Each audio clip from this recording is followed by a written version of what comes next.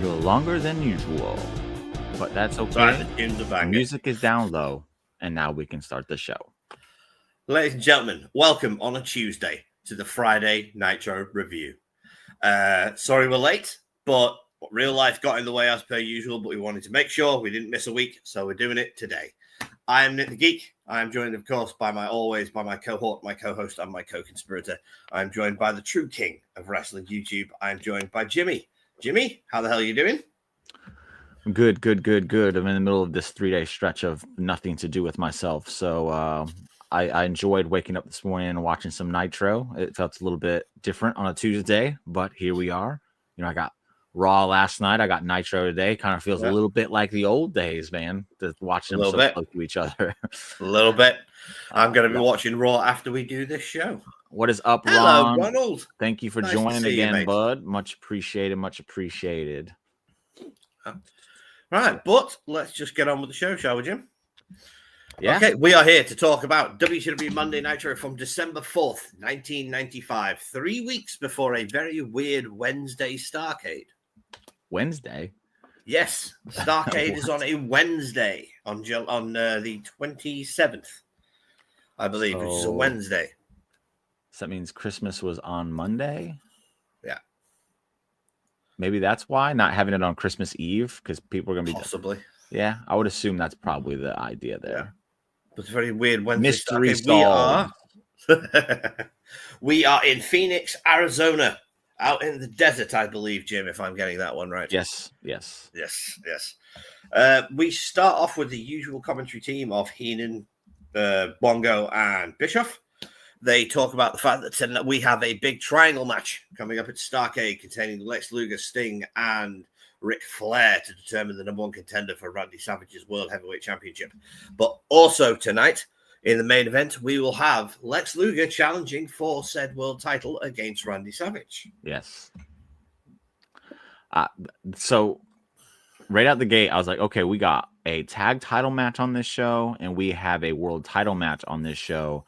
And the, I guess, what am I looking for? It wasn't very hyped up the week prior. No. That's what was weird to me, because I wasn't expecting like this crazy big show tonight or no on this episode. And then once they got through all the stuff, I was like, hold on a second.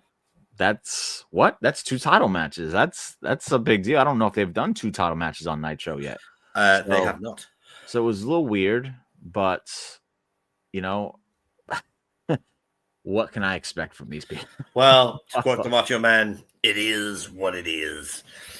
But we start off with said WCW World Tag Team Championship match. Harlem Heat defending against Scotty Riggs, Marcus Alexander, Bagwell, the American Males.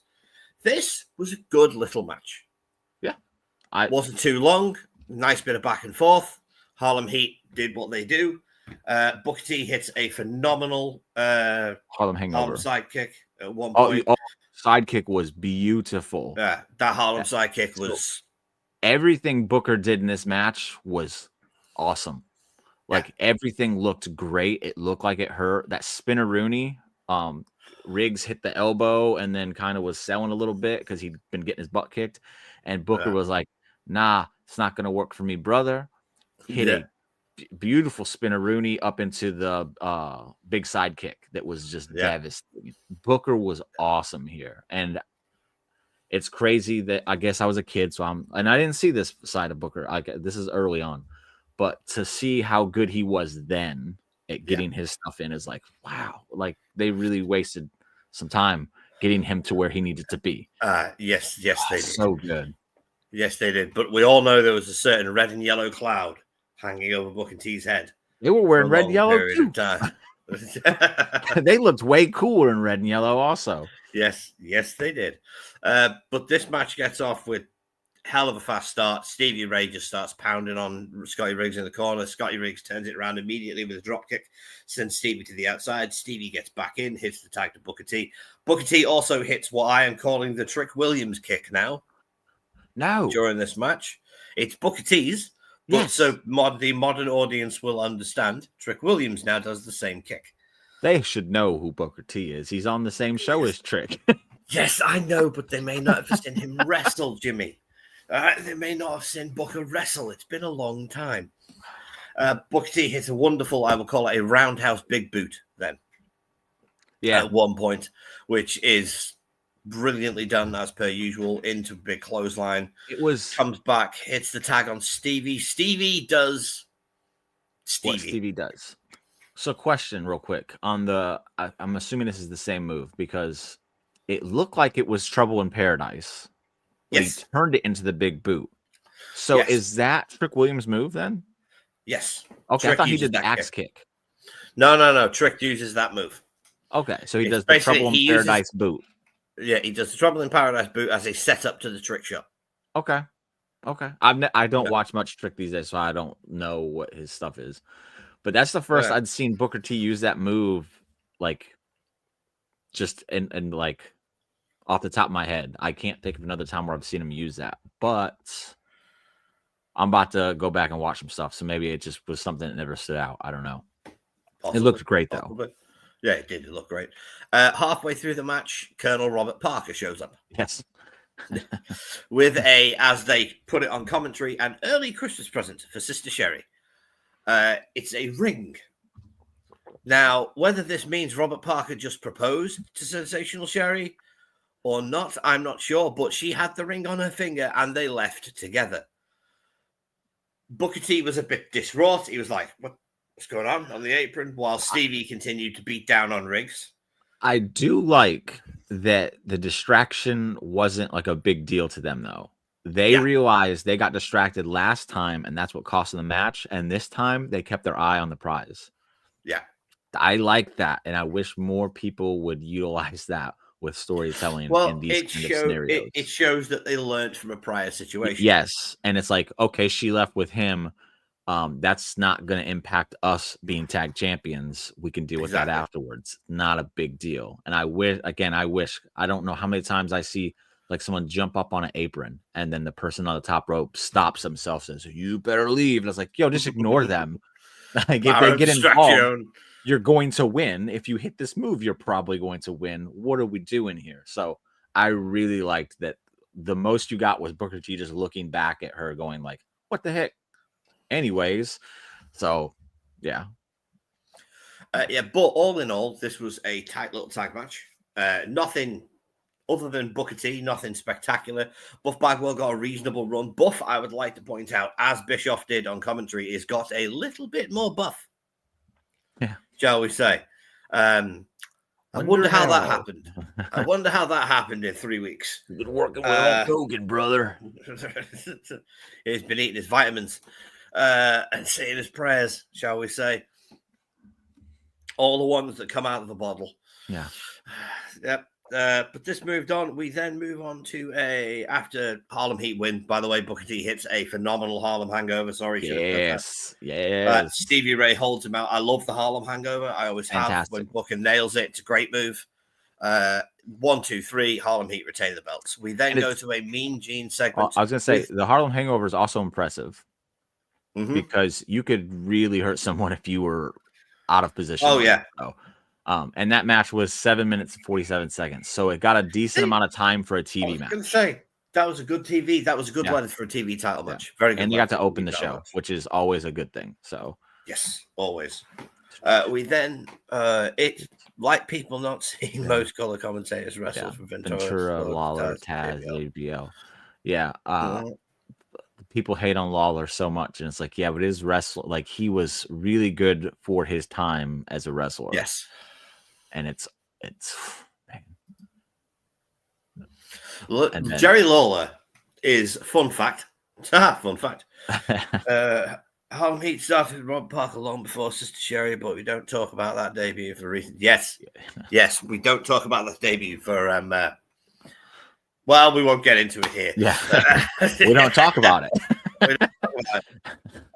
But also, fun fact: Jerry Lawler has 121 World Heavyweight Championships. Yeah, those don't count. So you know, just a fun fact: 121 titles in his career, all won in Memphis. Wasn't he running that? He did run that. Okay, yeah, those don't count. Lawler did run Memphis City Wrestling. He didn't run all the promotions where he won the belt, but he might as well have had. Let me go back. But yes, from here we go on to a Mean Gene segment with Sting and Lex Luger. Sting's hair, as I said last week, is getting less and less blonde.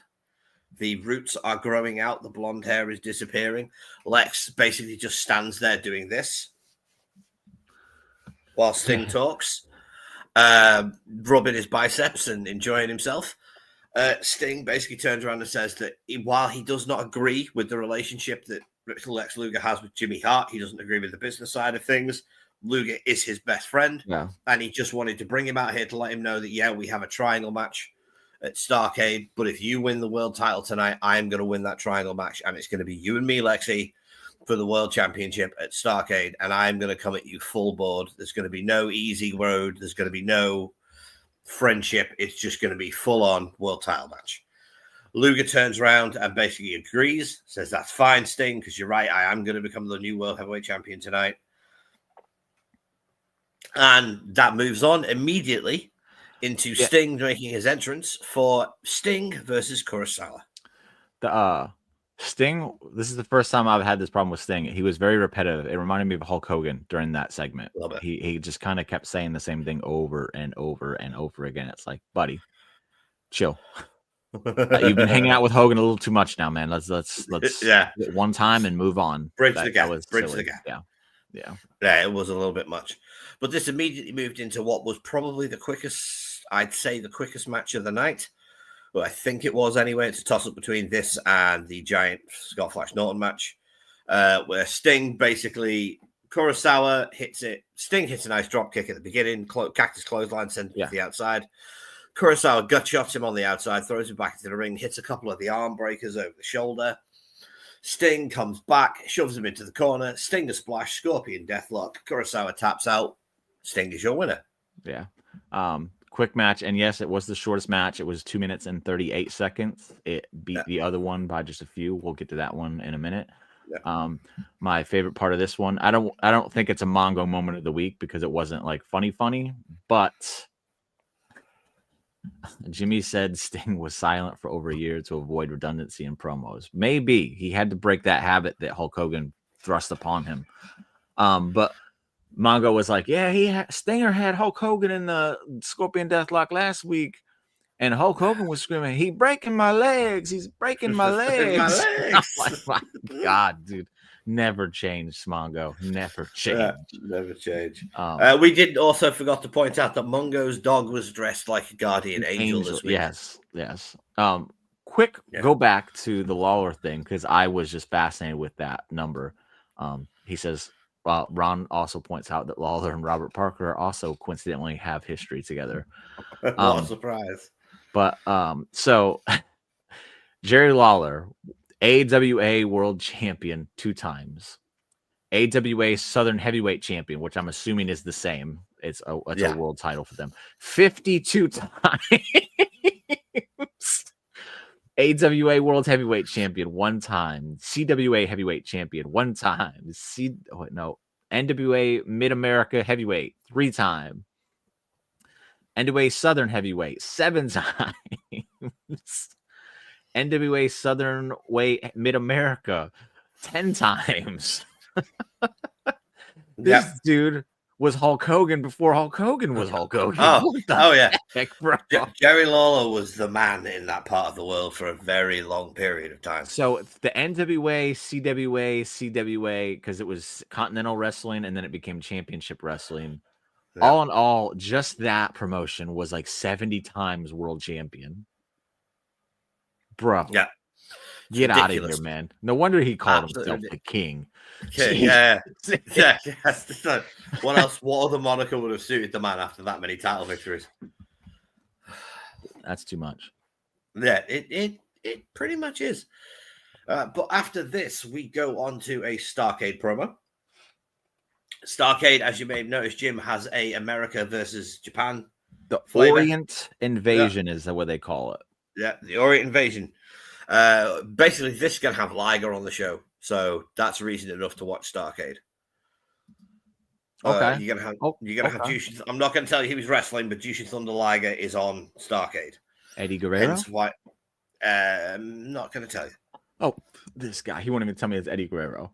No, I'm not gonna tell you a I'll damn just thing. look it up. Yeah, I know. Well, you can look it up and spoil it for yourself. I promised you no spoilers, so no spoilers. Okay. But it's very Orient versus America for this year's Starrcade. It's a very good show with a okay main event. Oh, we also forgot to point out that in the Sting and Lex Luger Mean Gene thing, they brought up the, I don't know if I zoned out for a minute, but they brought up the Starrcade match between Sting, Lex, and Flair. Yes, the triple in the threat triangle match. Sorry, triangle match, not triple threat. And then Sting was like, Luger's gonna win, so I can win the title, and that's why I wanted the match. And it was like, that's very kind of deceiving there. Like but it's more that Sting going into not the normal Sting, correct. I think. But yes, yeah, it is. There's Sting, real question too. So is every match other than that triangle match going to be WCW versus Japan? Most of them. So is Macho Man facing someone from Japan, or is Macho Man defending his title against somebody? I'm not telling you. You can't even tell me that he's defending his title? No, I'm not telling you a damn thing. Come on, no. Because that was irking me. I was like, why? Why are we announcing that and not a title match? I am not telling you anything. This son of a butt. Yes, right. No, as I said, no spoilers. The original Forbidden Door, yes. Yeah. And there's a line that comes later that I'm going to tie back to AW as well, because again, the more I watch Nitro, the more I'm like, man, this really is AW's inspiration. Like Tony watched Nitro and was like, I'm gonna make that show. Like, I don't care what anyone says at this point. It's true. No, it is. He literally, Jimmy, I've been saying to you for three-way dance elimination style. And they only did those in ECW at this point. Also, ECW, fun fact, invented the triple threat match. So, where were we? Yeah, so we had the Starrcade promo. We then immediately go into a WCW Saturday Nights promo. Yeah, baby. Which is Rampage. That's all. Yes. They don't even give you away matches. They're like, this guy's gonna wrestle. This guy's gonna wrestle. This person's gonna be here. That's Rampage. Yeah. And the main event will be Eddie Guerrero versus Big Bubba Rogers. Yeah. That's the Rampage way of promoting their show. They would literally say, this person's wrestling, this person's or this person's in action, this person's there to say something, and then here's your main event.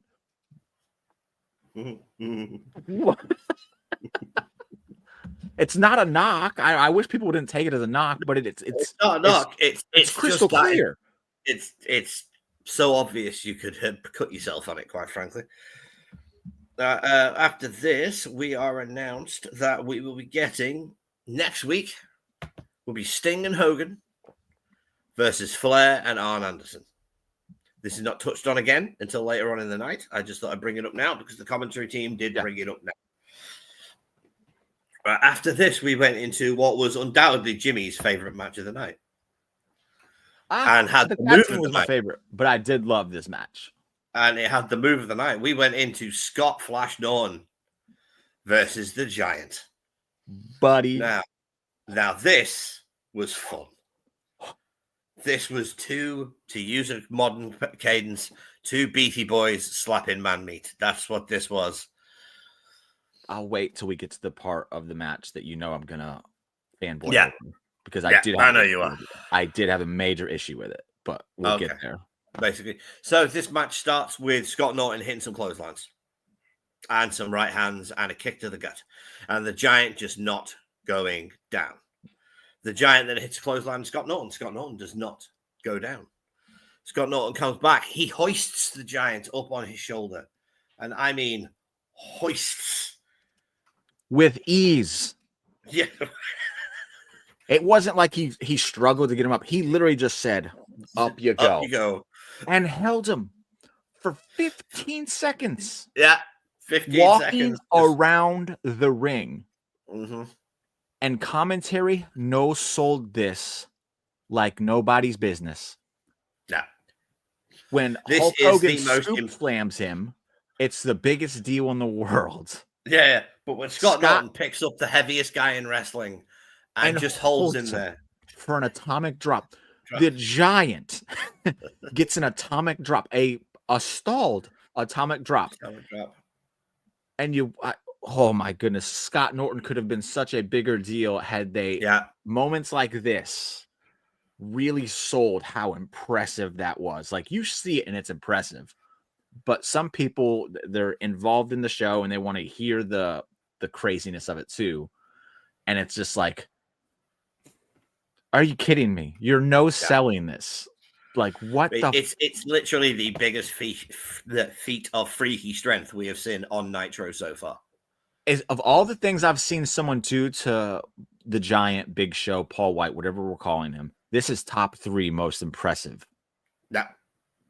Because it was just so easy. Just that's the crazy thing. Ron says, look at Norton. Norton was a tank. Absolutely. Yeah. I love Scott Norton. Scott Norton is my brother's favorite wrestler. And that's a smart decision. WCW. He is so good. There's a reason he was world arm wrestling champion. There's a reason he was the power lifter. There was a reason he won all those strongman competitions. Scott Norton is an absolute beast of a and it looks being. Like bad strength too. Yeah. That's what I love the most about him. Is he looks like basically a really, really strong version of Kevin Owens. That's what the look is. But okay, we get to this. I will say Goldberg is definitely one of the top 3s because the jackhammer was the jackhammer in the effectively Royal Rumble. Yeah, and was Brock F5ing him multiple times. Yeah. But hello, Kitty. But the Scott Norton thing again, he just made it look so easy, and they were just like, "Oh, Big Show won't, or the Giant won't go down." It's like, what? Why are we? Oh my goodness, it annoyed me. It annoyed me a little bit as well, considering that was probably the highlight of the show, in my opinion, was that atomic drop. Yes, but then we get to the point where Norton goes up top to go for, because he clotheslines him a few times and he doesn't go down, so he's going up the top. I'm assuming to go for a clothesline from the top to really take him down. The Giant catches him, choke slams him, 1, 2, 3.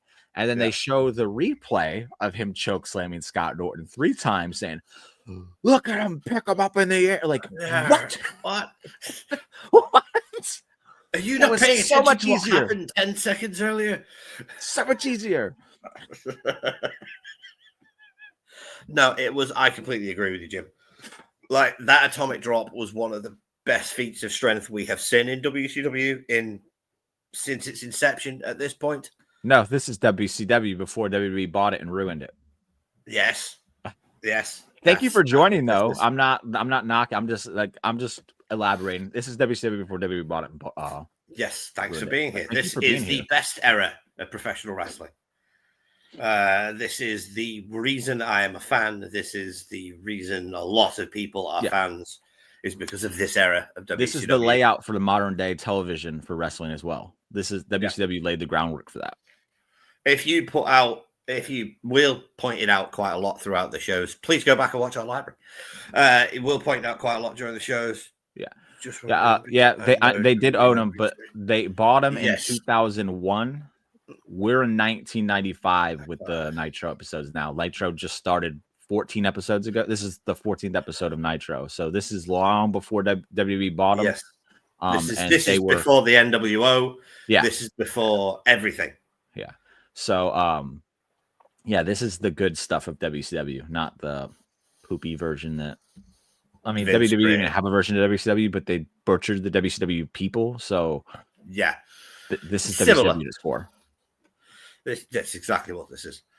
After Scott Norton unfortunately loses this match, which was disappointing.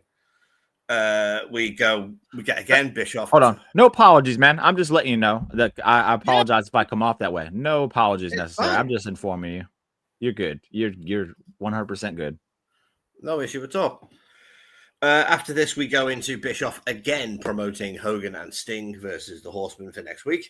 because that's a big main event. It is. They should be doing this. Why they didn't promote this week's main event like this last week? Like, what? I don't know, considering this week's main event is a world title match between Randy Savage and Lex Luger.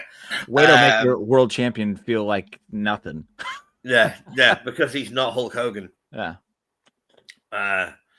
We then go into what Jimmy is referring to as, well, what I'm referring to as the pointless segment of the week. So, yeah.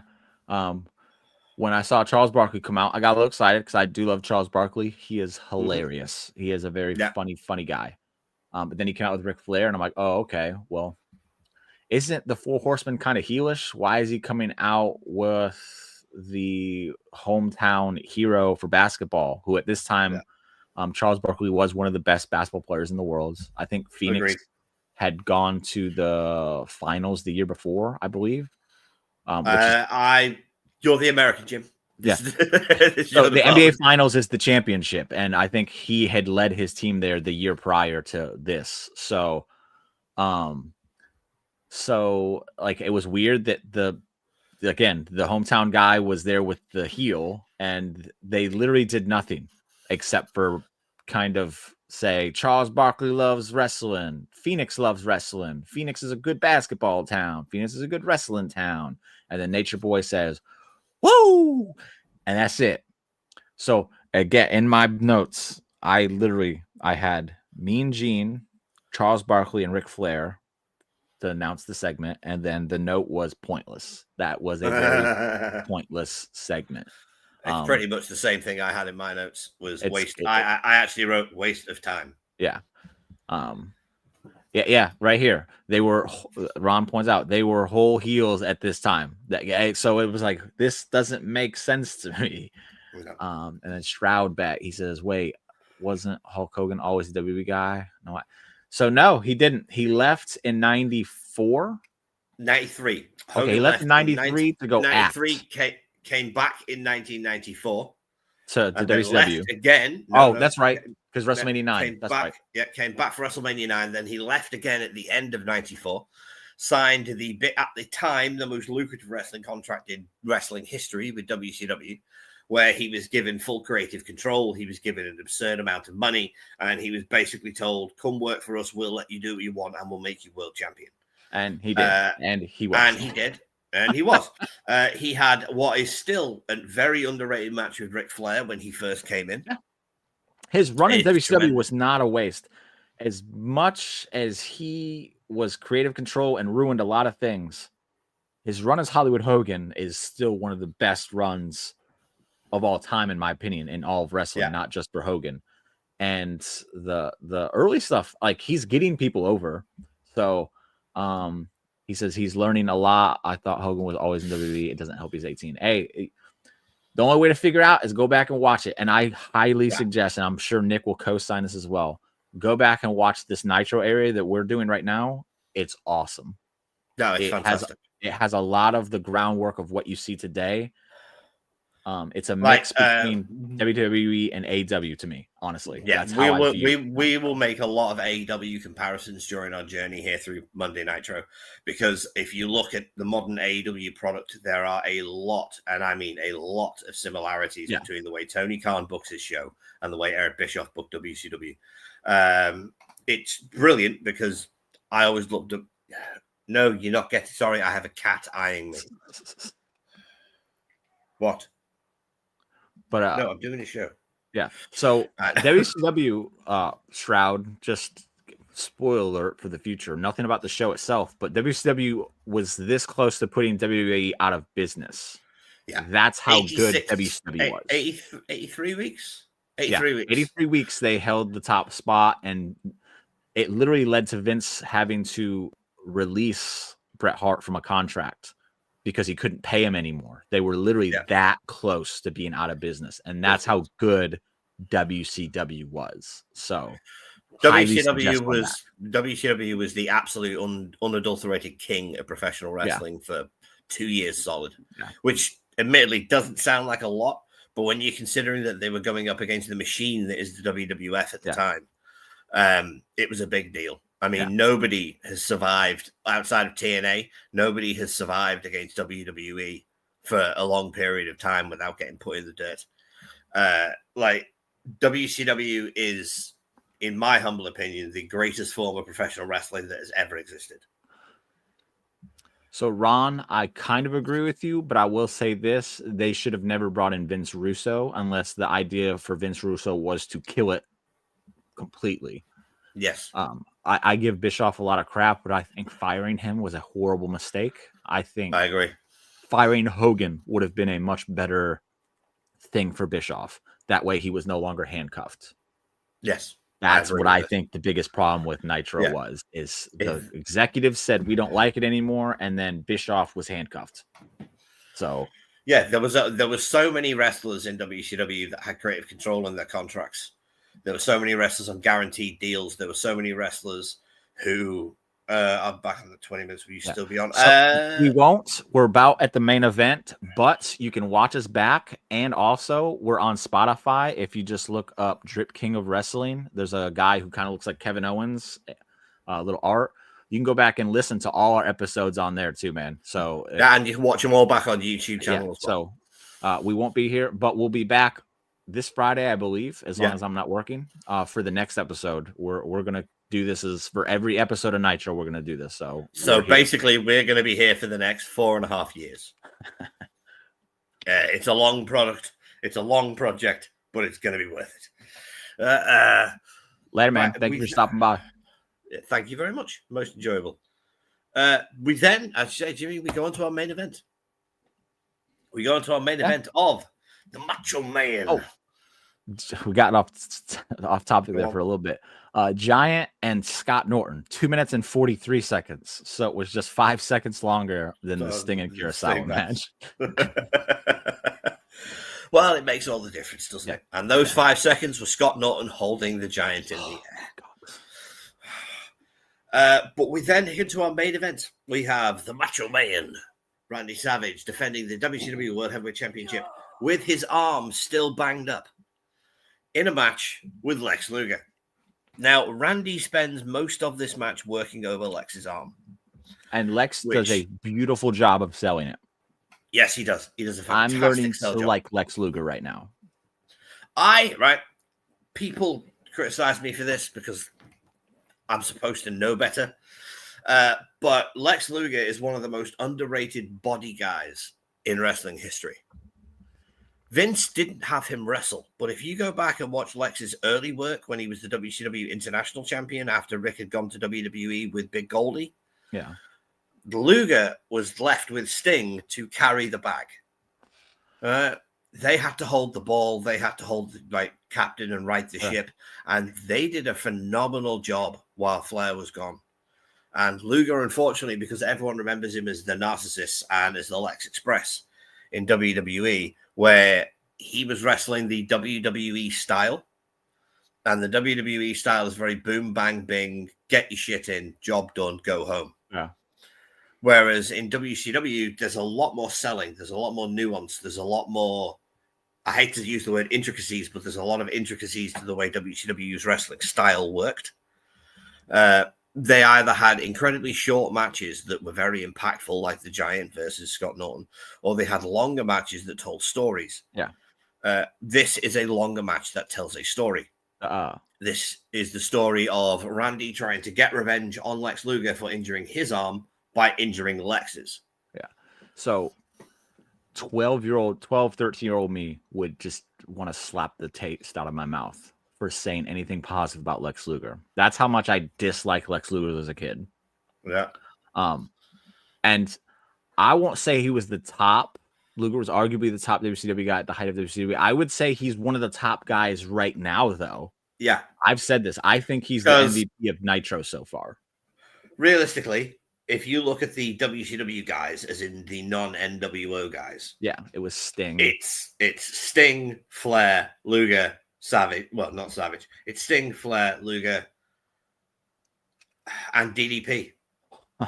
Bruh, I was about to reach. I know. Sorry, I know. I know. I had to do that intentionally. Sorry. Goodness, man. Yeah, and Paige, and arguably Paige was probably number 2 on that list for a very long period of time. I think Luger had one of the best moments as the babyface when he won the Oh, title from Hogan. when he wins the title, spoilers, when he wins the title on Nitro in 1996. Okay, so Ron says, but Sting was not wrestling or even talking, but he was still a major impact on the show. Like, you got to realize, felt... if you can go for 18 months, not cut a promo, not have a match, just show up and point your bat at people, and it still meant the world to the fans because he was there. There was the story that was being told of this avenging angel that was going to one day reap his revenge on the men that he thought was evil. But to quote Bobby Heenan, whose side is he on? Yeah, was the big question for all of it, because he wore the black and the white. Yeah, he was to me, he was booked almost like Brock Lesnar was during Vince's era, where when you saw Sting, it was a big deal. When Sting showed up, some things were happening. It was just a massive deal. I honestly wish Undertaker was booked a little bit more like Sting was during that period, because it would have made the mystique, the phenom and the mystique of Undertaker just feel more powerful.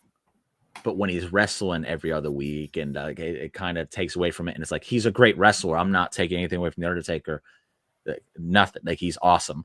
But I feel like for the character, it would have made him feel a little bit more special, like with Sting here. Less is more. Yeah. Professional wrestling. And Page was bubbling. 97 Page was like 97 Austin. Yes. Yes. To me, the three biggest baby faces of the late 90s was Stone Cold Steve Austin by a landslide, Goldberg, and then DDP. Anybody that wants to argue with me, you feel free to be wrong. That's fine. That's okay. But DDP was just... As I'd said last week, Diamond Dallas Page was the people's champion before The Rock. And it's because the people chose Diamond Dallas Page. The Rock chose himself. Yes. And then Savage was helping bring Page to the next level the way Hart did. Yes, absolutely. Yes. That is an amazing comparison. I would never kill you for your comparison, Ron, because that was a fantastic one. That is a fantastic comparison. If you look at the Halloween Havoc match, the Halloween Havoc match between DDP and Randy Savage, that is up there with... Oh, it's going to be great. That is up there with WrestleMania 13, Austin versus Brett for me. As a guy who was solidified in the business as one of the best workers around, taking a dude who was considered, he's a good brawler, but he's got something, and elevating him from here to here. So, a little bit of inside information, because I've read DDP's book, and he talked about the stuff with Macho Man, and he was wrestling Macho Man a lot, like on house shows and all other stuff, dark matches and all that. And Macho Man was always winning. And then one day, they were getting ready for their match together in the locker room. And then Page looked at him and says, "What's the finish tonight, Randy?" And Randy just said, "I think I'm going to take the cutter tonight." And it was against WCW's wishes, but Macho Man knew that it was it was time. Yeah. And from that moment on, DDP so Macho Man got it. And that's why I love Macho Man to this day, because he was not one of those people that ruined their legacy by being a prick. He understood wrestling. He was fantastic at it, and he put people over the right way. So we've spiraled again. We can go back to the main event that includes Savage. So we're still kind of in that realm. We're in the right ballpark. I'm going to glaze DDP anytime he gets brought up. Sorry. It's just what's going to happen. No, I cannot wait till we get to 96 Diamond Dallas Page, Jim, because you are going to be glowing. We have the main event, DDP versus... DDP. See, I've got DDP on the brain now. Lex Luger versus the Macho Man Randy Savage. Savage works over Luger's arm, slams him into the turnbuckle. At one point, one of the turnbuckles gets removed. Remember that for later. It's important. Savage goes to the outside. Luger counters, hits him with a cut to the kick, throws him into the guardrail. After he throws him into the guardrail, comes back, throws him into the ring post. Savage hits him, takes it by the arm. Savage's arm is still injured. He'll be selling that for the next several months. Luger then gets put in a Kimura, which these days would be an instant tap, but he just holds it, then he gets put in a hammerlock, and as you say, does a phenomenal job of selling the injury. Yeah. Like a phenomenal job of selling the injury. Even when his arm's down by his side. When he's only using one arm. His arm back so that Macho Man can't get his hand on. Like, yeah. Next level selling here from Luger. I'm very impressed with it. No, it's fantastic. But can't screw up when you're in a match with Randy, because otherwise Randy will make you pay. But this goes on for a while until the exposed turnbuckle comes back in. Luger goes to slam Randy head first into the turnbuckle. Randy reverses it, slams Luger's head into the turnbuckle. Randy goes up, as Bischoff puts it, loads the gun, pulls the trigger, boom, big elbow. Randy has the match won, but who gets up on the apron? Jimmy Hart, baby. But the ref was out. The ref got taken out during the turnbuckle spot. Taken out, sorry. Yeah. Then Jimmy Hart, baby, gets up on the ring apron, starts shouting at the Macho Man, starts saying, "What are you doing, Randy? We had the one title mix." And Pulls then him in gets the ring. pulls him into the ring. The worst thing a wrestler can possibly do. This goes on until out of absolutely nowhere, the true scumbag that is Ric Flair shows the babyface of Phoenix. The babyface shows up with a roll of quarters, decks Randy Savage. Jimmy Hart starts scrambling and panicking, going, "Lex, baby, wake up, baby," and starts pulling Lex onto Randy. Rick starts making his way down the entranceway, and who shows up but the big red yellow balloon himself, Hulk Hogan. Hogan chases Flair back to the ring, starts punching Flair. Flair gets out of the ring. He turns around. Hogan jumps on another referee. Sorry, that popped me. Ref got knocked out like a Cena title match in 2025. That's good, Ron. That's good. Yeah, that's also very accurate. Hogan hits another referee, goes down. Match gets thrown out. Luger is your winner by DQ, but the title does not change hands. We then cut through a very scrappy commercial break, which comes back, and after the commercial break, we have Sting, Hogan, Savage, and me. Oh, hold on. There's a major thing that happened here because Hogan grabbed Luger and he grabbed Jimmy Hart and he clocked their heads together. Jimmy tumbled, fell out of the ring. Then he was about to deck Luger. He looked back to the crowd for their approval. Sting slides in, pushes Luger away, and Hogan decks Sting. Hogan smacks Sting. Of course he does. Yes. My bad. And then that's what causes the tension between all of them. And then Macho Man has to separate them. This was exceptionally well done. Like, I don't even know if that makes sense, but that's how good this was. It was so well done. So I wanted to point that out. No, thank you. That part. Yeah. No, we can't skip that part. That's my bad. Sorry. It's because I know we're running out of time. We're good. We've rambled. We've rambled a bit this week. So he hits Sting. Sting gets up, gets in Hogan's face. He's like, "What the hell are you doing?" Hogan's like, "I'm trying to take out Luger, brother." He's like, "Why? What's your obsession with Luger? Why are you so obsessed with Luger? He's my best friend. Yes, I don't agree with what's going on with Jimmy Hart right now, but I'm trying to right the ship, and you are not helping by every single week trying to knock him down." Yeah. Which I thought was a great line by Sting. It showed Sting has some balls and he's showing up. He's standing up to Hogan as opposed to just kissing his ass. What I also Hogan like responds. I also like that he pointed out, he goes, "Macho Man's your friend. Would you give up on him like that too?" It really shows how loyal Hulk Hogan is as a person, as opposed to Sting. And it shows that in this case, Sting is the better babyface, hands down, without a shadow of a doubt. Like, there's not even an argument that Sting's the better babyface. But this goes on, and Hogan, because he has no other response, turns around and says, "Well, Randy's the one who warned us about Lex in the first place." It was a good line, though, because it's true. It was a good line. And Macho Man's like, "I can't do that, didn't I?" That was great. Basically, he flat out asks Sting, "Whose side are you on?" Sting says, "I'm on your side." Because next week we've got Flair and Anderson, and I despise Ric Flair, and I can't stand Arn Anderson, and we've got to get the job done. Yeah. They don't shake hands, but they get all camaraderie. There's slapping each other on the back and whatever. Then we cut back to commentary. Commentary advertised Starrcade. Commentary advertised WCW Saturday Night, and then that's it. That's the show. Yep. That was WCW Monday Nitro on the 4th of December, 1995. Thank you, everyone that has joined us today. If you enjoy what we do here at Friday Night Reviews on a Tuesday, then please like the video, subscribe to the channel, share it around, and give us a follow on Spotify. We are there. It's a big help. It really helps us out. It's free, and it's the only way the algorithm knows we exist. This week's episode, it was a very quick one. It felt very quick. So that's good. It doesn't feel like I'm sitting there waiting for something to happen. The show, the cohesion of this week's show was fantastic. Really, really well done. I give this week a B for that reason.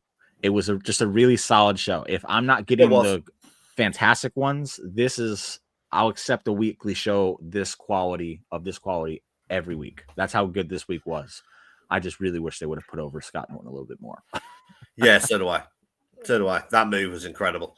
Hey, you don't need to be Harry or Dave to know some knowledge, man. You help out. Like, I feel like WCW is your thing, because of the other ones, you're the only one that really chimes in on the WCW stuff, and I appreciate it, because I literally love WCW.